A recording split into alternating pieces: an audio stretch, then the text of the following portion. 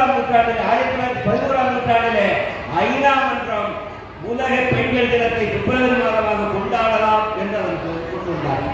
ஏன் அதை சொல்லுகிறேன் என்று சொன்னால், பெண்களுக்கு இந்த உலக பெண்கள் தினம் என்பது சாதாரணமாக வந்துவிடவில்லை. அவருடைய உழைப்பின் மூலமாக, அவருடைய முயற்சியின் மூலமாக வந்த தினம் இந்த தினம் என்பதை இந்த நேரத்தில் தெரிவித்துக் கொள்கிறேன். இன்னொரு செய்தியையும் சொல்லுகிறேன். தமிழ்நாட்டில் ஒரு காலத்திலே மொழி போராட்டம் 1935-36-37 வாக்கில் நடைபெற்றது. அன்றைக்கு நடைபெற்ற அந்த மொழி போராட்டத்திலே கிட்டத்தட்ட 83 பெண்கள் சிறை சென்றார். 83 பெண்களிலே 33 பெண்கள் குழந்தைகளோடு சிறை சென்றார். இது வரலாறு. இதையெல்லாம் பார்க்க வேண்டியதால் அந்த இந்தி திணிப்பை நிறுத்தினார்கள்.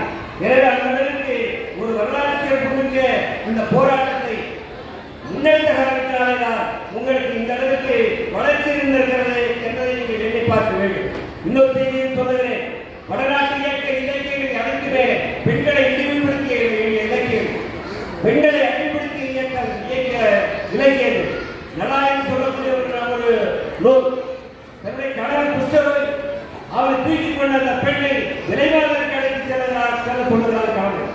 அந்த பெண் நலாயனை அழைத்து செல்லுகிறார்.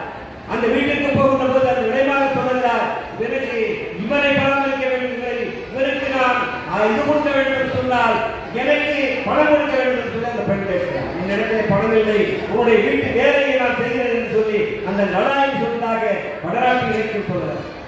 ஹரிச்சந்திரா நாடகம், ஹரிச்சந்திரா போய் சொல்ல மாட்டேன்னு சொன்னார். அவர் போய் சொல்லாமல் இருந்திருக்கிறார்.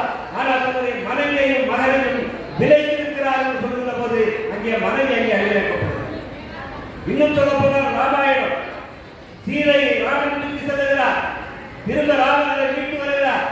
யாரோ ஒரு சாதாரண மக்கள் 2 பேர் சொன்னார்கள் என்பதற்காக சீதையோட ராமன் வச்சிருந்தா அந்த அம்மா தற்போதைய சொன்னார்களுக்காக சீதையை தீக்குளிக்க வைத்தார். யாரு? ராமன். தென்னாட்டு இலக்கியம் நம்முடைய தமிழ்நாட்டு இலக்கியத்தை சிந்தித்து பாருங்கள். சிலப்பதிகாரத்திலே கோவலன் தவறான ஒரு தீர்ப்பு பாண்டிய நெடுஞ்செழியன் கொடுத்தார் என்பதற்காக அந்த சகோதரி கண்ணகி தன்னுடைய கையிலே சிலம்போடு சென்று அந்த பாண்டிய நெடுஞ்செழியனை பார்த்து தேரா மன்னா செம்போது உரையேறு சொன்னாரே, இதற்காக சொன்னார். தீர்ப்பை ஆயிரம் தீர்ப்பு செய்து என்னுடைய கொலைகாரனை நீ குலைத்திருக்க அவனை கொன்றாயே, இது உண்மையா ஆய்வு செய்து பாருன்னு சொன்ன போது அவருடைய சிலம்பான அவருடைய சிலம்பை அடிக்கிறார். மாணிக்கப்பது வருகிறது. அதே போல நெடுஞ்செழியனுடைய சிலம்பு மனிதனுடைய கோபுரத்தினுடைய சிலம்பை உடைக்கின்ற போது முத்துப்பற்கள் வருகிறது. இதை பார்த்துவிட்டு அந்த பாண்டிய நெடுஞ்செழியன் அந்த அமர்ந்த சிம்மாசனத்திலே இருந்து 2 கீழே விழுந்தார். இது நம்முடைய